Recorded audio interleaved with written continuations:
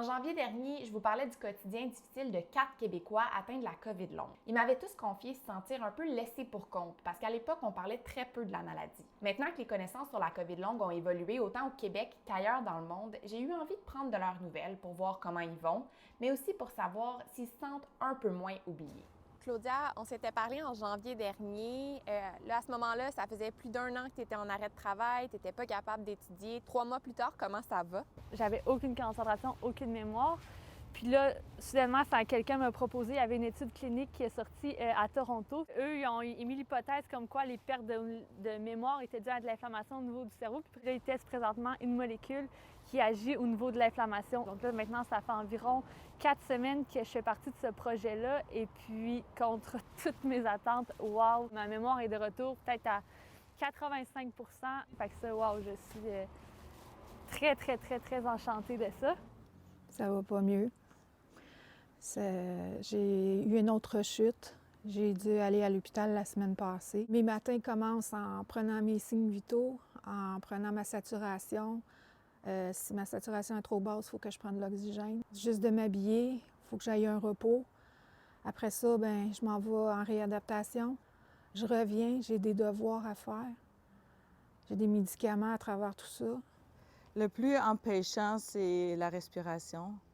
D'être en dyspnée, d'être en essoufflement, en moindre d'activité. Là, c'est ça que ça fait. Je cherche mon souffle. Des conversations intensives comme celle qu'on fait présentement, ça me demande beaucoup. Ça va bien. Je ne suis pas redevenu comme avant, mais je suis vraiment sur la bonne voie. Côté santé physique, il y a une très grande amélioration. La plupart des symptômes ont beaucoup diminué. J'ai un petit peu plus d'énergie pour faire mes journées au quotidien. Je suis capable de sortir un petit peu aussi. Maintenant, j'ai un fauteuil roulant. Donc, ça me permet de prendre l'air un petit peu. Avec sa fille, on s'est mis d'accord que là, il fallait qu'on prenne en charge les tâches, les deux, elle et moi. Tu sais, on le sait que c'est un temps, on sait que c'est un long temps, mais il n'est pas responsable de ce qui lui arrive. Il a besoin de nous autres. Il a besoin de sentir aussi que c'est pas un fardeau pour nous, qu'on fait vraiment ça, pour l'aider. Le pire, c'est qu'elle pense pour de vrai que c'est pas un fardeau, mais non. Moi, je le sais que c'est un fardeau, puis je le sais que c'est lourd. Puis elle a réussi quand même à passer à travers tout ça avec beaucoup de courage, puis beaucoup de résilience. Puis moi, ça m'impressionne beaucoup. Récemment, le gouvernement du Québec a annoncé des investissements de 20,5 millions pour créer un réseau de cliniques COVID longue. Vous sentez-vous finalement moins oublié? Mais je trouve ça très bien que finalement, ça débloque un peu. Ça dépend comment ils vont gérer l'argent. Ça dépend si c'est vraiment accessible pour tous ceux qui ont besoin. J'espère que oui. On a hâte de voir quand sera l'ouverture de ces cliniques.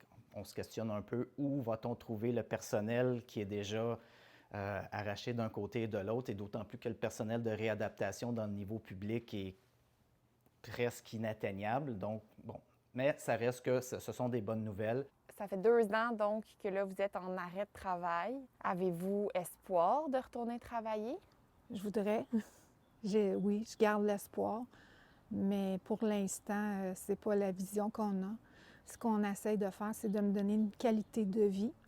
J'ai pas perdu espoir. Je pense que oui, m'amener dans l'avenir, ils vont trouver quelque chose pour nous.